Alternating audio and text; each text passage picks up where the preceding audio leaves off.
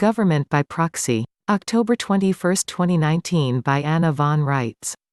The only entity in our history ever organized as the Republic is the Municipal United States Government, the same old, ugly, nasty, venal Roman-style oligarchy allowed by Article 1 Section 8, Clause 17, run by the popes operating in their office of the Roman Pontiff. So if you have been conned into supporting the Republic because you assume it is something different and better, or that it represents our actual government, the United States of America, it's time to polish off your Shinola Sensor and set it on high alert. The municipal government is supposed to take care of Washington, D.C., and has done a miserably poor job of managing even that much. They are also supposed to provide us with Postal Service, which they palmed off onto private subcontractors, and other services related to the Federal Civil Service, which they have palmed off, too.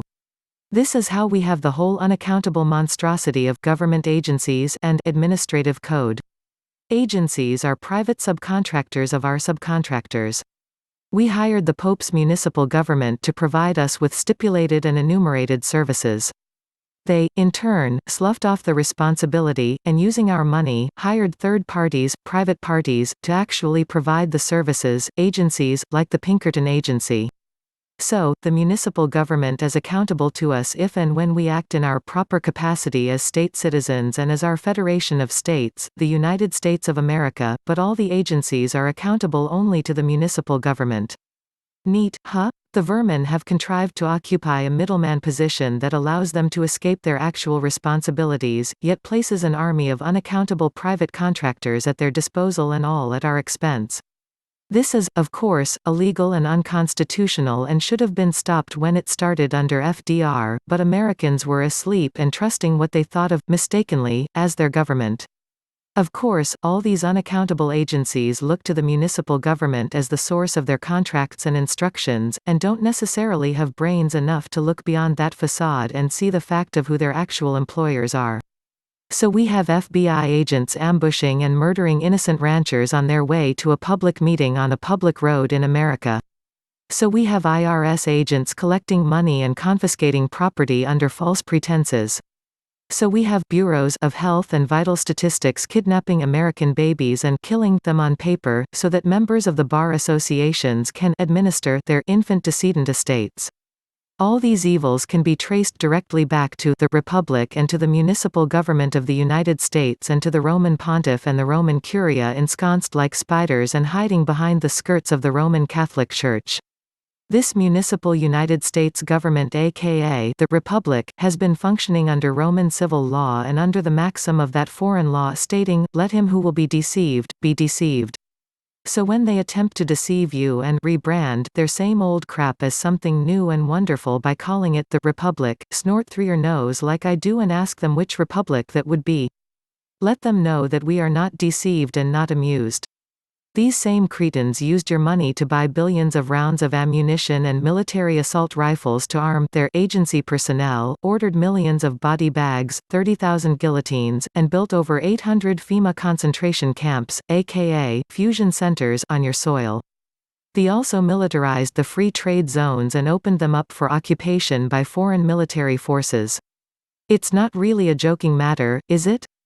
Are you ready to get off your couch and reclaim your stolen birthright and join your state assembly? Go to www.theamericanstatesassembly.net. They didn't want to pay you back for their use and abuse of your identities and your resources, so they decided to arm all the government agencies they have been using to rule over you anyway, and start a civil war with the object of killing off as many of their priority creditors as possible.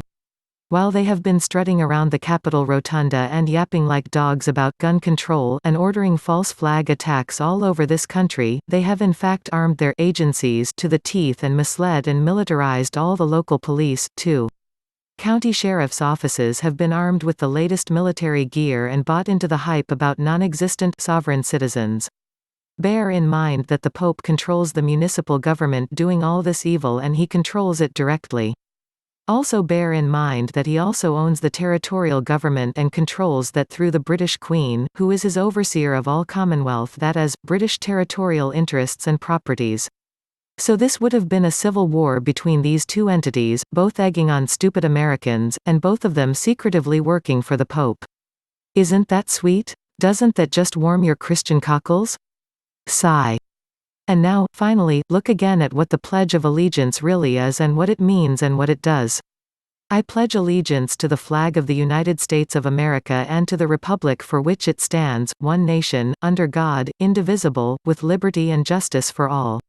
It's a pledge, an ancient feudal act of donating one's fealty to a sovereign, that is, pledging of a living man to serve an inanimate object, a proposition that is, on the face of it, idolatrous and insane. The object so honored and elevated as an idol above the living man belongs to what? Oh, the United States of America, that is, the British territorial United States, which is, in fact, merely borrowing and using the flag of the United States of America under the terms of the constitutions. And what is all this promoting? The republic for which it stands, the municipal government, not our actual government, not the United States of America, which every member of the armed services is supposed to protect and defend against all enemies foreign and domestic. Can you all say, treason, or do you already have a mouthful? Are you all gaping and thinking, I never meant to pledge myself to a flag. I never meant to pledge myself to support foreign governments usurping against my own government.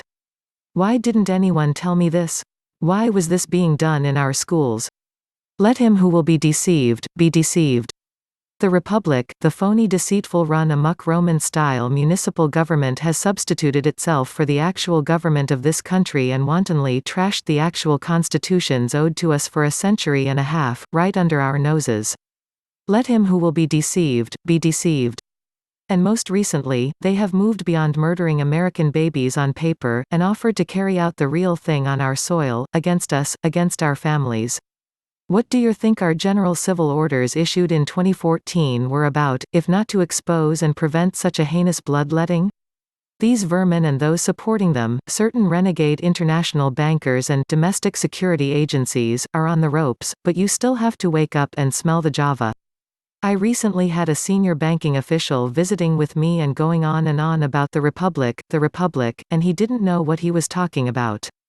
He thought he was talking about the United States of America, the actual government. Please, everyone, stop a moment and think. The Republic is not our government. The Republic is the Pope's Municipal United States Government. The Republic is a terribly run-amok subcontractor of the United States of America. It's the same old evil under a different name. Is that what you mean to support? Yes or no? Sheep to the right, goats to the left.